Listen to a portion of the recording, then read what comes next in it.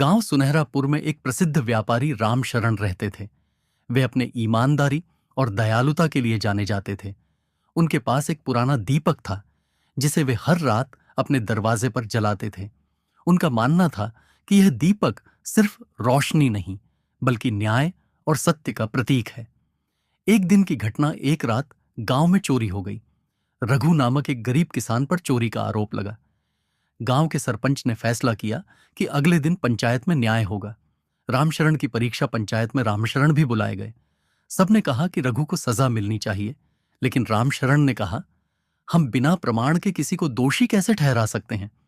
उन्होंने अपना दीपक पंचायत में लाकर कहा, जो भी झूठ बोलेगा इस दीपक के सामने उसकी परछाई नहीं बनेगी। रघु सबसे पहले दीपक के सामने खड़ा हुआ। उसकी परछाई साफ दिखी, लेकिन जब असली चोर हरिया दीपक के सामने खड़ा हुआ तो डर के मारे उसकी टांगें कांपने लगीं और उसने अपना अपराध स्वीकार कर लिया। संदेश गांव वालों ने रामशरण के बुद्धिमान निर्णय की सराहना की।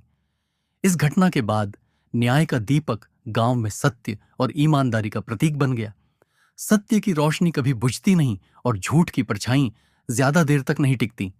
गांव सुनहरापुर में न्याय का दीपक अब सिर्फ एक दीपक नहीं बल्कि सत्य और विश्वास का प्रतीक बन चुका था।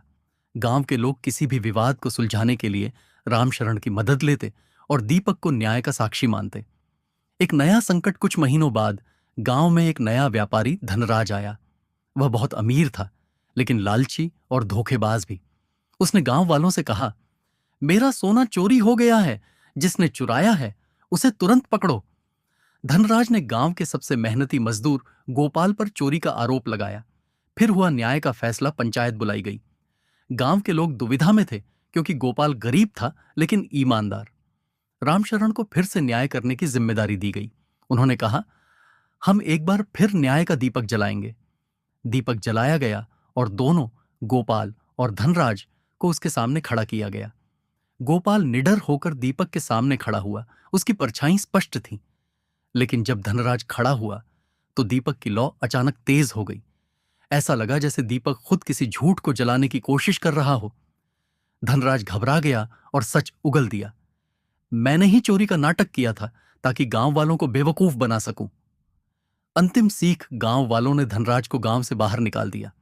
रामशरण ने कहा, धन का लालच सत्य को नहीं छुपा सकता। सत्य की रोशनी जितनी भी मंद हो, अंधकार को मिटाने के लिए पर्याप्त होती है। उस दिन से न्याय का दीपक सिर्फ सुनहरापुर ही नहीं बल्कि आसपास के गांवों में भी मशहूर हो गया। लोग इसे सत्य, ईमानदारी और न्याय का प्रतीक मानकर पूजने लगे। सत्य की रोशनी कभी बुझती नहीं। न्याय का दीपक अब पूरे क्षेत्र में प्रसिद्ध हो चुका था। दूर दूर से लोग अपने विवाद सुलझाने के लिए सुनहरापुर आते थे। लेकिन इस दीपक की परीक्षा अब भी खत्म नहीं हुई थी।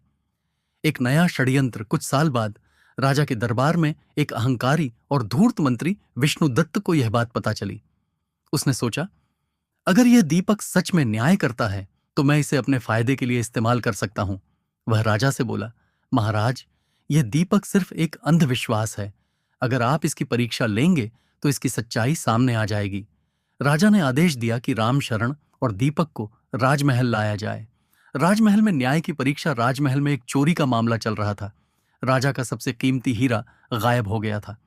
मंत्री विष्णुदत्त ने चालाकी से आरोप राजकुमार अर्जुन पर लगा दिया ताकि वह गद्दी पर बैठ सके। राजा ने रामशरण से कहा, अगर तुम्हारा दीपक सच में न्याय करता है तो हमें असली चोर का पता लगाओ। दीपक का चमत्कार।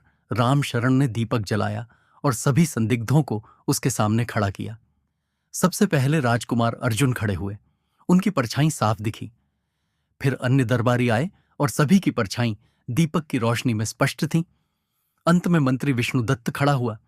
जैसे ही उसने दीपक के सामने कदम रखा, दीपक की लौ अचानक नीली हो गई और उसके चारों ओर एक रहस्यमय रोशनी फैल गई। मंत्री का चेहरा पीला पड़ गया। वह घबराने लगा और चिल्ला उठा, मुझे माफ कर दो, मैंने ही हीरा चुराया था। असत्य की हार, सत्य की जीत।